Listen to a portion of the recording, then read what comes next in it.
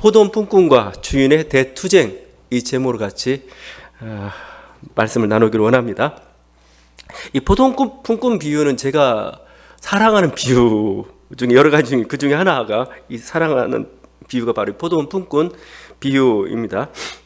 정상 일과보다 늦게 3시간 늦게 6시간, 9시간 또 마지막으로 근무 시간 1시간 남겨놓고 포도원에 들어온 그 11시 품꾼이 있죠. 어떻게 보면 이것은 우리가 하나님 앞에 은혜 받는 어떤 그 인생의 순서 같기도 해요. 늦게 받은 자일수록 그 감사, 그 인생이 느끼는 그 감사가 다르죠. 11시 인생은 어떻게 보면 막차로 구원 열차에 올라탄 그런 사람입니다. 저도 좀 이렇게 모든 면에 좀 늦은 것 같아요. 늦은 그런 느낌이 들어가. 저도 항상 어느 곳에 가든지 11시 인생입니다 이렇게 하고 자기 자신을 소개할 때가 있습니다. 늦지막히 어떤 주님의 은혜를 깨달은 사람, 또 주님의 뜻을 발견하고 거기에 동참하게 된 사람, 그런 사람들이 고백하는 게 11시 인생입니다 이런 고백이죠. 하여튼 이런 식으로 이렇게 말씀 비유가 적용되기 때문에 제가 좀 사랑도 하지만 이런 식의 비유는 사실은 비유를 정확하게 해석하는 비유는 아니죠. 보통 이런 비유를 이런 식의 해석을 우리가 알레고리라고 합니다. 11시하고 11시 인생하고 막차 구원열차 탄 인생하고 그건 다르지만 하여튼 그걸 통해서 뭔가 영적 더 풍부한 의미들을 만들어내죠. 그걸 우리가 알레고리라고 초대교회나 중세시대에 이 알레고리가 굉장히 유행을 했습니다. 오리겐이 대표적입니다. 오리겐은 아주 비유를 가지고 구원사를 펼쳤습니다. 이른 아침 부름받은 품꾼을 아담과 하와라고 했어요. 그리고 3시는 노아, 6시는 아브라함과 족장들, 9시는 모세, 그리고 11시는 그리스도의 시대다 이렇게 얘기했습니다. 구속사를 비유에 다 담았고 그렇게 해석을 한 거고 실제 이런 해석도 많이 합니다.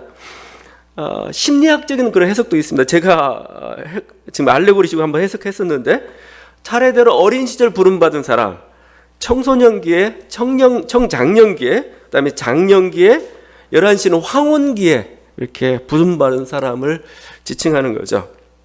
이처럼 알레고리 해석은 굉장히 그 비유에 맛을 더하고 깊이를 어떤 맛과 풍미를 더하는 그런 효과를 가져다 주죠. 그런데 이 비유 해석이 사실 지금 문제가 되고 있어요. 왜냐하면 이 신천지나 이 통일교도 그렇지만 여러 이단들이 비유풀이를 하는데 알레고리식으로 해요. 알레고리식으로 그럼 남발해가지고 지금 문제가 되고 있죠. 통일교 같은 경우에는 아담과 하와를 성의 알레고리로 이렇게 해석하면서 나는 신이다와 같은 이상한 유의 그런 이단들을 만들어내고 말았죠. 근데 이 알레고리는 그래서 주의해야 됩니다. 해석할 때 막 쓰면 안 되고 내가 알레고리를 통해 가지고 새로운 계시나 교리를 만들어내겠다 그러면 안 됩니다. 그건 위험합니다. 그렇게 해서 안 되고 알레고리는 교리 안에서만, 교리의 틀을 벗어나지 않는 선에서만 사용을 해야 됩니다. 만약에 교리를 넘지 않는다면은 저는 알레고리를 많이 사용해도 좋아요. 그게 하나님 말씀을 깊이 있게 묵상할 수 있는 그 길이기 때문에 그런 거죠. 하나님 말씀을 살아있게 만듭니다. 알레고리는. 그래서 이게 교리 아니라면, 교리 안에서라면 마음껏 사용할 수 있다고, 또 그렇게 해야 된다고 봐요. 그건 왜 그러냐면 여러분 성서나 이 경전이라는 것은 단순히 문자가 아니에요. 문자 하나하나가 깊은 의미들을 담고 있는 거죠. 그래서 그 문자 안에서 불을 끄집어내야 됩니다. 그게 저는 설교라고 생각을 해요. 그게 경전을 읽을 때 우리 기본 자세는 그냥 문자를 보는 게 아니고 그 문자 속에서 요한을 만나고 그 문자 속에서 바울을 만나고 오늘 같으면 그 이 문자 속에서 마태에게 전해도 하나님 은혜를 다시 한번 재현해내는 것, 그게 설교인데 알레고리가 그 탁월하게 그걸 해낼 수가 있습니다. 그게 제대로 된 설교라고 생각합니다. 자, 그런데 이제 문제는 이렇게 은혜에 치중하다 보니까 비유가 잘못 문자적 의미를 벗어나 버리고 말아요. 이제 문자적 의미를 벗어나가지고 막 산으로 가는 경우들이 생기기 시작합니다. 저는 포도원 품꾼 비유가 대표적이라고 생각합니다. 문자적 의미를 탈피해가지고 너무 깊이 가버렸어요. 여러분 이 포도원 품꾼 비유를 한번 그냥 어떤 신앙적인 아무런 어떤 생각 없이 한번 읽어보세요. 읽어보면 계속 얘기하지만 굉장히 괴상한 비유입니다. 굉장히 이상해요. 예수님 비유가. 금방 눈치챌 수 있어요. 지금 주인은 여러 번에 걸쳐서 일꾼들을 고용하고 있잖아요. 왜 그렇게 여러 번에 걸쳐서 고용하는 건가요? 이 사람은 박애주의자인가요? 아니면 모든 사람에게 일자리를 주어야 하는 그런 사명감을 가지고 그렇게 구휼을 행하고 있는 그런 자비로운 주인인가요? 이 비유가 해석되지 않는 이유 중 하나가 우리는 이 주인을 너무나 쉽게 하나님하고 등지시켜버려요. 하나님이다 주인은 이렇게 하다 보니까 해석이 좀 이상해도 그냥 통과가 됩니다. 세상에 이런 고용주가 어디 있습니까? 이런 고용주는 거의 없어요. 또 왜 주인은 지금 나중에 한 자부터 이렇게 임금을 주는 겁니까? 큰 일찍부터 일한 자를 사실은 모욕하는 행동이라고 할 수도 있어요. 그렇다고 그래서 이제 지금 일찍부터 일한 자들이 막 지금 불만을 터뜨리죠. 불만을 터뜨린 게 잘못된 겁니까? 만약에 여러분의 직장에 이런 일이 벌어졌다면 여러분은 뭐라고 하겠어요? 불공정하다고 머리띠 이렇게 메고 나갈 거 아니겠어요? 이건 불공정하다 이건. 요즘 젊은 층들은 이걸 제일 싫어해요. 불공정을 굉장히 싫어하죠. 지금 이렇게 한 주인의 행동은 잘못된 게 없냐 이거예요. 분명히 우리가 보면 이 상식적으로 조금 안 되는 얘기들이에요. 이거 말이. 아마 초대교회나 비유 해석자들은 이 예수님의 말씀을 들었을 때 이 비유가 잘 이해가 안 됐을 겁니다. 그런데 이걸 이 주인은 하나님이 하는 순간 모든 문제가 다 해결돼 버립니다. 하나님은 다 가능하지. 이 비유 해석의 대가가 있습니다. 비유 해석의 대가가 예레미야스라는 사람인데 거의 독보적인 사람입니다. 현대에 와서. 근데 이 사람은 이 비유의 제목을 아예 이렇게 붙여버렸어요. 자비로운 고용주의 비유다. 자비로운 고용주. 자비로운 고용주는 사실은 모순일 수 있습니다, 여러분. 고용주가 자비롭기는 쉽지가 않습니다. 하여튼 자비로운 고용주의 비유. 근데 하나님이라고 하니까 통과가 돼요. 그러면서 이렇게 멋지게 해석을 했습니다. 이 불평하는 품꾼들은 그런 바리새인들이라. 하나님이 얼마나 자비로운지 그걸 모르고 이렇게 불평하고 있다. 그걸 드러내는 비유라는 거예요. 이렇게 설명합니다. 하나님은 실업자들과 그 가정을 동정하는 생활비 지급이라고 써놨어요. 동정하는 저 집주인과 같이 행동한다. 지금 그분은 그렇게 행동하고 있다. 그는 전혀 자격이 없는 죄인들과 세리들도 그의 구원에 참여케 한다. 그는 마지막 날에 이와 같이 그들에게 행할 것이다. 이처럼 하나님은 지극히 선하시다. 그런데 그 선함을 모르고 니네가 불평해? 하나님 앞에 이야기하니까 말이 돼요. 말이 되는데 해석은 은혜롭죠? 정말 그럴까 이거요. 이런 주인은 제가도 얘기하지만 드뭅니다. 드물기에 이 예화는 어떻게 보면은 제가 계속 말씀드리지만 예수님의 예화를 잘못 적용했어요. 왜냐하면 이 예화를 듣는 순간 사람들은 뭐예요? 갑자기 뭐야? 이래요. 그런 사람이 어디 있어? 이렇게 청중들에게서 마치 혼란스러운 일이 좀 발생을 해요. 주변에 그런 주인이 없기 때문에 그렇기 때문에 그렇죠. 저는 그래서 어떻게 보면은 이 비유 자체가 너무 비유 자체 내용보다는 그냥 하나님의 자비하심이나 바리새인을 공격하는 무기로 그냥 소모하고 있다 이런 느낌이 들어요.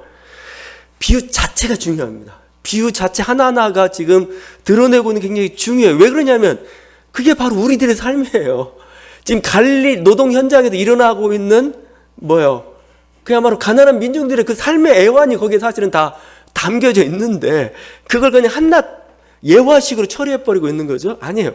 예화가 아니고 비유 그 내용 그 자체가 지금 중요합니다. 그래서 제가 포도원에서 지금 무슨 일이 일어났는가를 제가 문맥을 따라가면서 여기에 제 상상력을 좀 더해가지고 한번 재구성해 보도록 하겠습니다. 지금 여기서 지금 도대체 무슨 일이 일어났는 건지 한번 제가 해석하는데 여러분이 맞다고 할 수도 있고 틀리다고 할 수도 있어요. 근데 한번 저도 한번 나름대로 연구한 대로 한번 얘기해 볼게요. 지금 포도 수확철이에요. 가장 많은 노동력이 필요한 시기입니다. 상대적으로 일꾼들의 그 노동 가치는 높아지고 주인들은 굉장히 아쉬워하는 주인들이 아쉽고 이제 노동자들 큰 소리 치는 그런 시기가 된 거죠. 제가 저기 전남 무안 지역에 한번 교회를 방문했던 적이 있는데 거기에 그 마침 이렇게 양파 수확철인데 그때는 난리가 납니다. 온 동네가. 예배도 일찌감치 드리고 빨리 채치워야 돼. 예배도. 왜냐면 일하러 가야 되니까.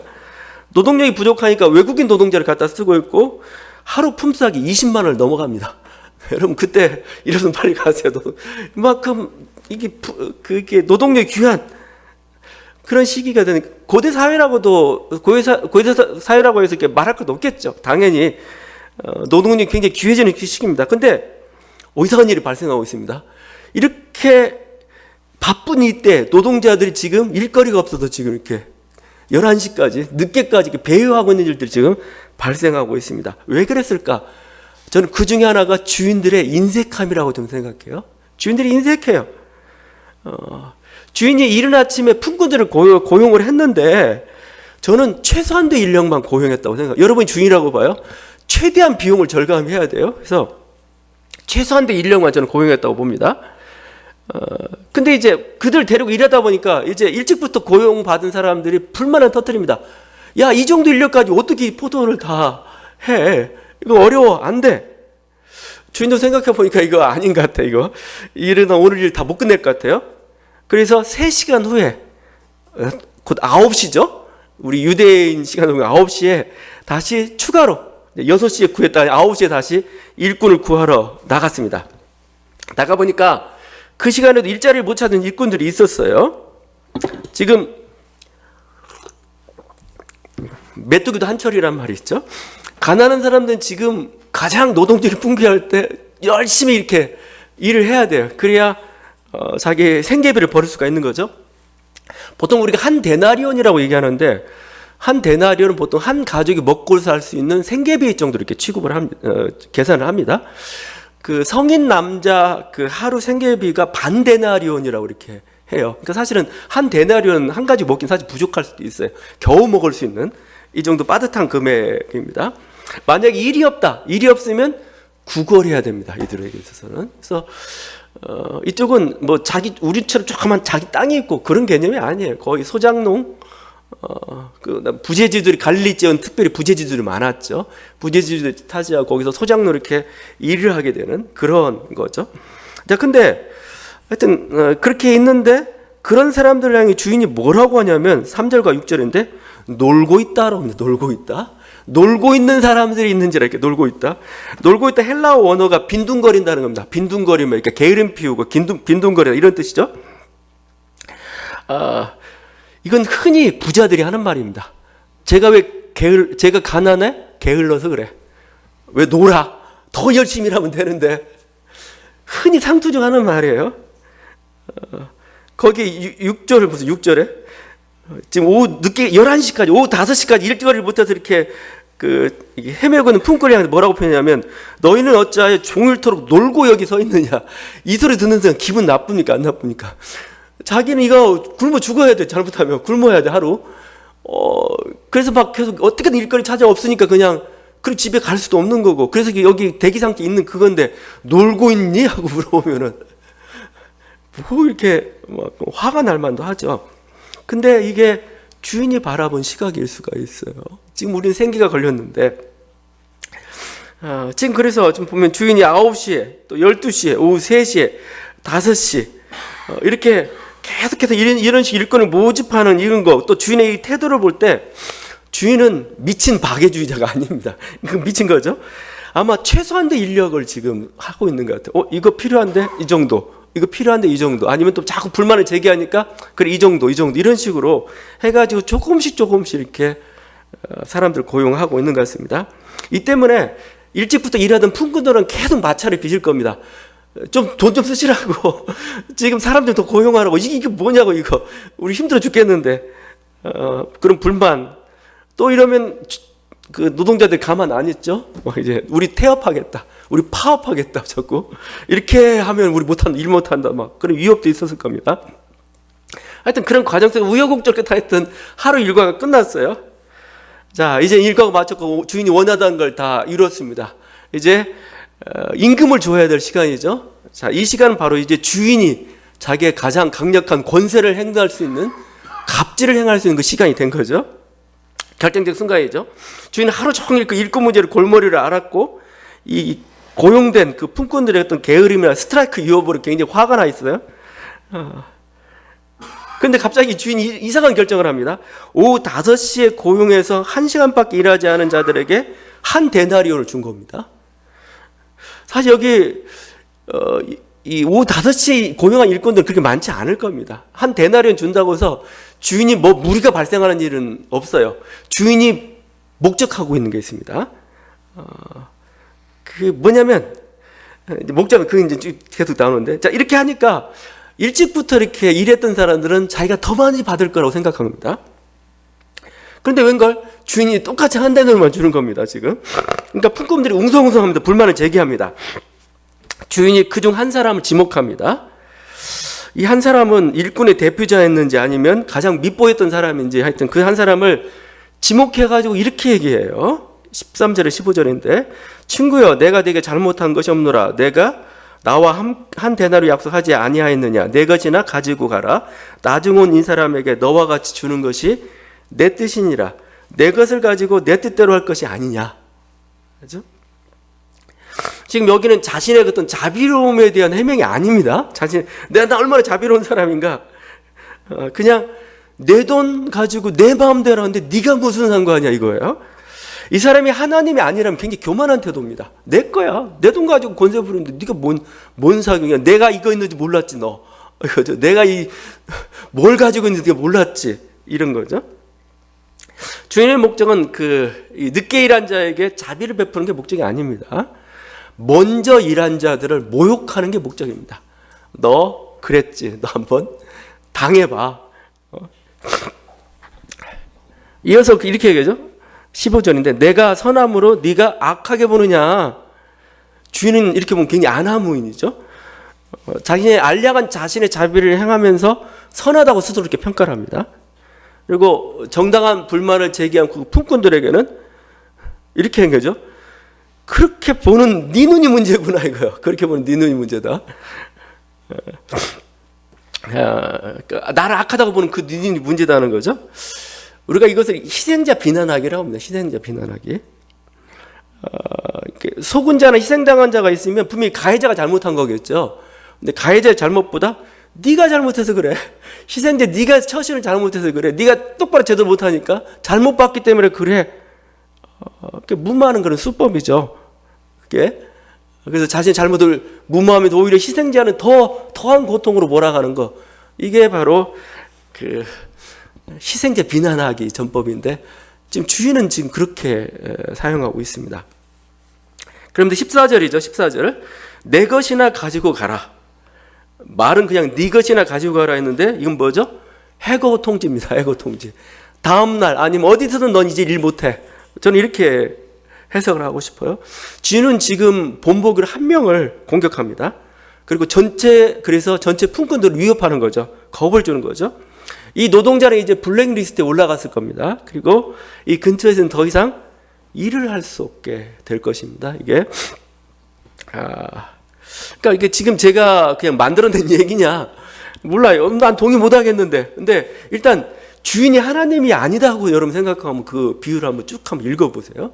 읽어보고 나면은 뭔가 좀 다른 해석이 필요하고 여러분이 하는 해석들이 너무 그러니까 일반적으로 지금 성경에서 하고 있는 해석들이 너무 일방적이고 좀 이상하다는 걸 좀 여러분도 눈치를 챘을 겁니다. 사실 갈릴리는 부재지주들이 굉장히 많았습니다.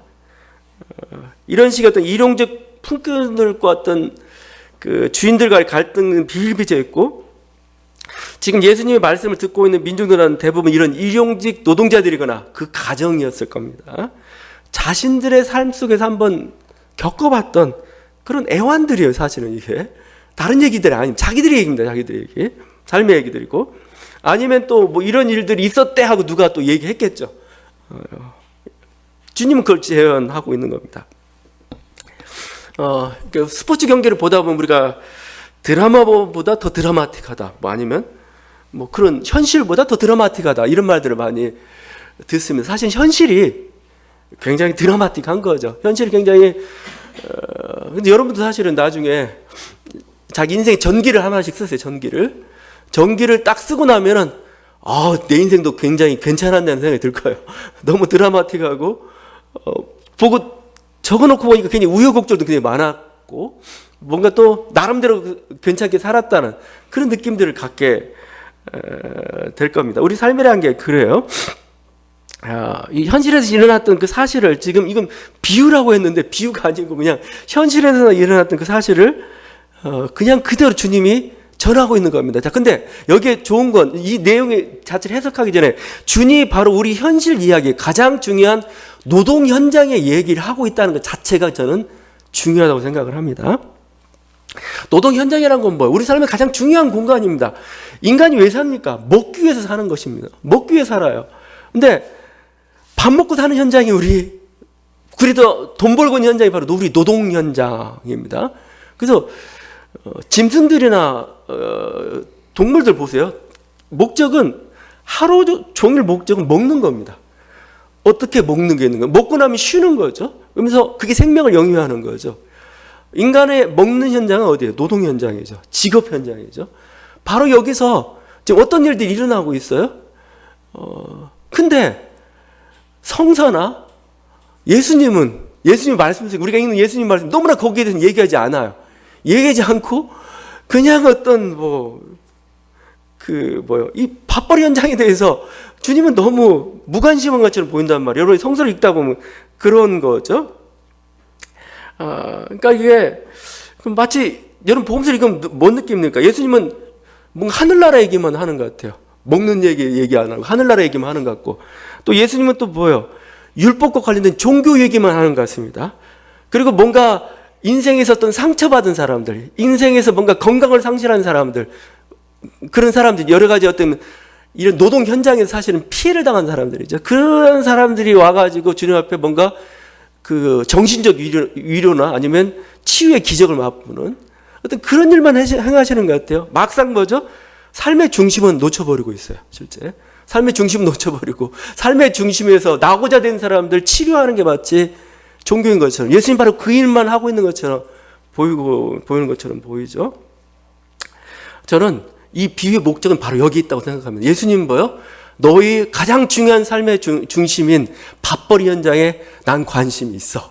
예수님도 신문 보고 있다는 얘기입니다. 신문 보고 있다는 얘기고 주님 뭐요? 이 밥벌이 현장에서 이 노동 현장에서 하나님의 뜻이 실현되기를 바래. 그렇죠? 노동 현장이라는 그곳은 뭐죠? 인간적인 어떤 원초적인 탐욕과 무지와 교만이 그대로 표출되고 있어요. 정치 현장이 그렇잖아요. 평소에는 점잖은 척 하다가도 정치 현장이나 자기 이익이 걸리면 마치 그냥 동물처럼 굴어요. 동물처럼. 이성적으로 안 굴어요. 이런 현장이죠. 근데 그걸 다 방치한다는 거예요. 방치할 수 없죠. 이 속에서도 뭐예요? 하나님은 탐욕을 자제하기 원하고 이 속에서도 뭐죠? 하나님의 정의가 실현되기를 원하고 또 이 가운데서 뭐 하나님의 평화가 구현되기를 원하죠. 진짜 이런 삶의 중심을 다 놓쳐버리고 어디서 우리는 하나님 나라를 구할 거냐는 거예요. 어디서 우리는 하나님의 뜻을 구할 거냐는 거예요. 그러니까 사실 우리가 우리 그렇잖아요. 일주일 중에서 그냥 주일날 와가지고 여기서 위로받고 근데 우리의 삶의 모든 현장은 어떻게 보면 6일 나머지 5일 내지 6일 정도 그 모든 것에 우리 삶의 중심이 거기서 모든 일이 이루어지고 있는데 거기에 대한 답들은 안 해주고 거기에 주님이 안 계신다면 주님은 꼭 일주일에 하루만 그냥 우리와 함께하는 편이 되고 마는 거죠. 지금 주님께서 이 비유를 말씀하셨던 자체는 굉장히 소중하다고 봅니다. 왜냐하면 우리 주님은 뭐죠? 삶의 중심 가운데 너의 가장 문제되는 그 가운데 나는 너와 함께하고 있다는 거죠. 나는 너의 소식을 듣고 있고 나는 그곳에 하나님 나라가 이루어지기를 바라고 있다는 거예요. 그래서 주인은 자비와 정의를 행하기를 바라는 거고 노동자들은 뭐죠? 일자리가 제공되고 또 성실하게 노동을 하기를 그래서 그곳 하나님의 평화가 하나님의 풍요가 구현되기를 바라는다. 저는 이게 주님의 뜻이라고 해야죠. 자꾸 이런 중심을 놓쳐버리고 나니까 우리는 하나님 나라를 어디서 찾습니까? 죽음 이후에서. 죽음 이후에. 그래서 기독교가 잘못하면 장례식의 종교가 될 때가 있어요.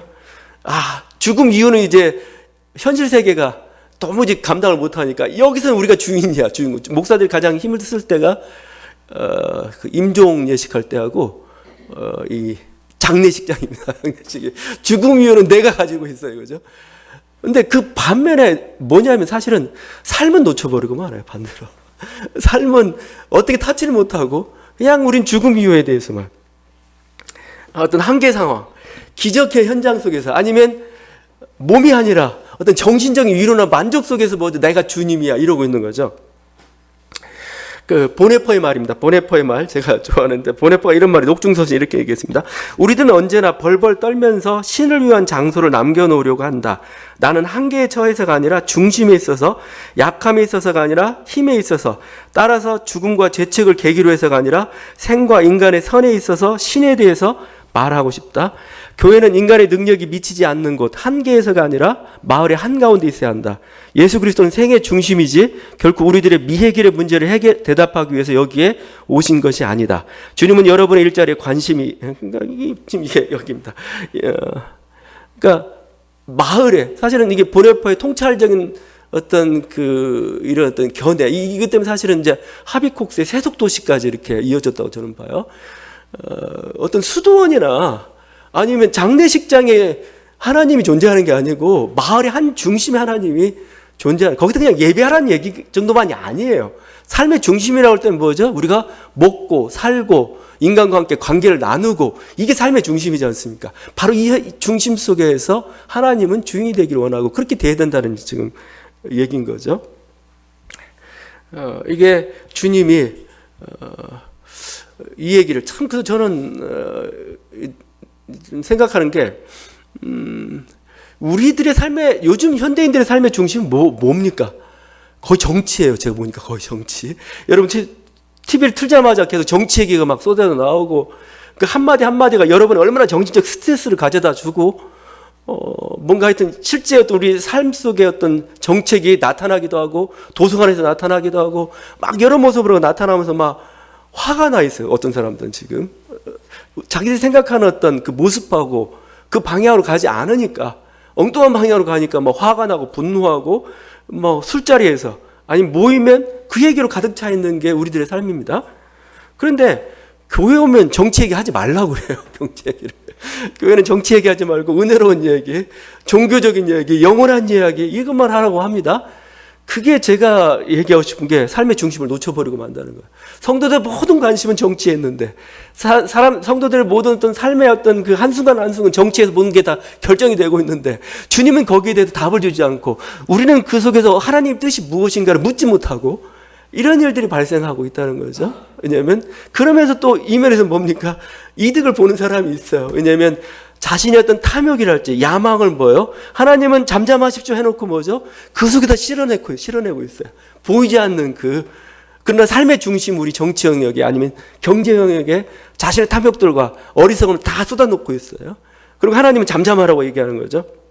이게 오늘날의 한국교회의 모습이고, 그래서 참 이걸 초대교회도 수용이 어려웠던 것 같아요. 초대교회에서 예수님이 이렇게 말씀하셨는데, 이 정치적이고 경제적인 문제였는데 예수님이 말씀하신 이것을 뭐요? 감당하기 어려우니까 이걸 뭐죠? 하늘나라의 교훈으로 바꿔놔 버렸어요. 제가 보니까. 제가 이것도 하나 해석이죠. 물론 제가 분명히 얘기하지만 비유라는 것은, 예수님 말씀이라는 것은 다양한 해석이 가능해요. 근데 너무 일방적으로 영적이고 종교적인 교훈으로 만들어버리고 말았어요. 결국 이 비유 가지고 뭐 합니까? 하나님이 이렇게 자비로우신 분이라는 걸 알려주고, 또 뭐죠? 너 이것 때문에 어떤 그 하나님의 사역에 대해서 딴지 걸지 마. 아니면 뭐죠? 이런 위기의 때가 됐으니까 니네 빨리 삶의 태도를 바꿔. 이 정도 선으로 그냥 끊쳐버리고 만다는 거죠. 그래서 하여튼 우리 주님이 우리 가장 중요한 문제를, 삶의 중심의 문제를 지금 언급하고 있다는 것 자체가 저는 그래서 중요하다는 거고, 주님은 여기에 관심이 있다는 겁니다. 두 번째 우리가 볼 수 있는 것은, 이제 이 삶이라는 게 비유가 되고 있어요. 삶이라는 게. 삶이 이야기가 되고 있다는 게 저는 여기가 중요하다고 생각합니다. 주님이 지금 삶의 현장 얘기를 지금 하셨습니다. 삶이 이게 이야기로 바뀌는 그 순간 우리는 뭐죠? 이야기로 바뀌었다는 건 뭐예요? 삶을 분석하기 시작한다는 겁니다. 객관하기 시작했다는 겁니다. 그냥 그 속에 있으면 몰라요. 그 생활이죠. 근데 그 이야기를 한다는 순간 뭐예요? 정리하고 뭔가 객관화하기 시작했다는 겁니다. 이게 지금. 자, 주님이 이 비유를 말씀하실 때 어떤 일이 발생했을까요? 주님 뭐라고 했는데 여기저기서 한마디씩 할 겁니다. 말문이 막 트여가지고 그동안 한마디도 안 했던 사람이 갑자기 주님 그래요 하면서 이렇게 나올 줄, 저 나쁜 지도놈들 막 내가 그렇게 당했다니까요? 이렇게 했던 사람이 있을 겁니다. 그러니까 어떤 사람 뭐죠? 옆에다 그러니까 조심해야지. 너 왜 튀어가지고 그래. 이런 사람도 있을 겁니다. 또 어떤 사람 뭐죠? 아 그래도 일자리 주니까 고맙지. 이런 사람도 있을 겁니다. 만약에 그 중에 지주가 있었다면 어떻을까요? 회개한 지주가 있었다면 이렇게 하죠. 야 나도 힘들어. 나도 먹기도 하기 힘들어. 네가 내 입장 대봐. 그럴 수밖에 있는가 없는가. 그런 얘기도 나올 겁니다. 사실은요. 여기 어떤 선동가가 있으면 선동가는 어떻게 합니까? 야 우리 품꾼들이 조직화해야 된다 이거죠. 조직화하지 않으니까 이렇게 쟤들이 저렇게 우리를 함부로 대한다. 대항할 수 있어요. 실제 이게 나중에 열심당 운동으로 발전을 해요. 그러니까 주님이 이야기를 던지는 순간, 삶을 이야기로 만들어가 이야기를 던지는 순간 뭐 우리 말문이 트이기 시작합니다. 거기에 대해서 이야기하기 시작하고 뭔가 분석하기 시작하고 적용하기 아니면 뭐 반대도 될 수도 있고 하여튼 여러 가지 반응들이 나타나기 시작하죠. 여러분 우리의 삶을 이야기할 수 있다면 여긴 그걸로 가능합니다. 그걸로 답이 거기 있어요. 우리 삶을 이야기하는 순간 뭐예요? 거기서 어떤 해결점이 나오기 시작해요. 답이 길이 보이기 시작합니다. 어떤 일상적인 삶 자체가 우리의 어떤 신학의 문제가 될 때 그러면 됐어요. 그럼 뭐죠? 우리는 거기서 하나님의 뜻을 찾아가는 거죠. 그럼 뭐죠? 우리는 하나님의 나라의 어떤 실현을 하기 위해서 노력할 수 있는 계기가 되는 거죠. 여러분, 그래서 저는 이게 지금 예수님이 우리 인생 속에서 사실은 그래서 저는 계속 하고 있지만 예수님이 하던 비유가 어떤 비유냐면은 그냥 우화도 아니고 우리 인생 삶의 얘기를 하고 있습니다. 우리 인생 삶의 얘기. 근데 삶의 이야기를 하는데 삶을 정리해 놓고 나니까 삶을 이야기로 해놓고 나니까 정말 우리 삶이 비유라는 걸 알 수가 있게 돼요. 아, 너무 깊은 뜻이 있구나 이거죠. 그 속에서는 뭐죠? 만약에 이 우리 삶 속에서 하나님의 나라를 우리가 만들어 하나님 뜻을 우리들이 파악해낼 수 있다면 그게 뭐예요? 그게 사실은 어떤 비유를 온전히 해석한 거고 그 비유에 대해서 어떤 거기서 길을 찾은 거라 저는 마찬가지라고 좀 생각을 하는데 그래서 어떻게 보면 삶이 저는 비유가 되고 있고 주님은 그렇게 삶을 우리 비유식으로 전달해 주고 있고 우리는 이 삶을 묵상하면서 쉽게 말하면 비유를 묵상하면서 뭐죠? 그 속에서 정말 하나님 뜻이 무엇인가를 내 인생에 임하신 하나님의 은혜들이 무언가를 우리가 깨닫고 그렇게 나아갈 수 있게 되는 거죠. 여러분 다시 한번 우리 주님은 우리 삶의 중심에 있기를 원해요. 우리는 그냥 변두리가 아니고 변방이 아니고 그냥 정신이 아니고 죽음 이유가 아니고 바로 우리 여러분이 살아가는 생생한 삶의 현장 그리고 우리 몸뚱아리 이곳에 주인이 되길 원하세요. 그 속에서 하나님 나라가 실현되기를 원하고 그 속에서 하나님 뜻을 깨닫고 하나님 은혜를 깨닫고 여러분이 순종하고 감사하며 기뻐하며 또 나아가기를 원하십니다. 이런 은혜가 있는 저와 여러분 되는지를 바랍니다. 기도하시겠습니다.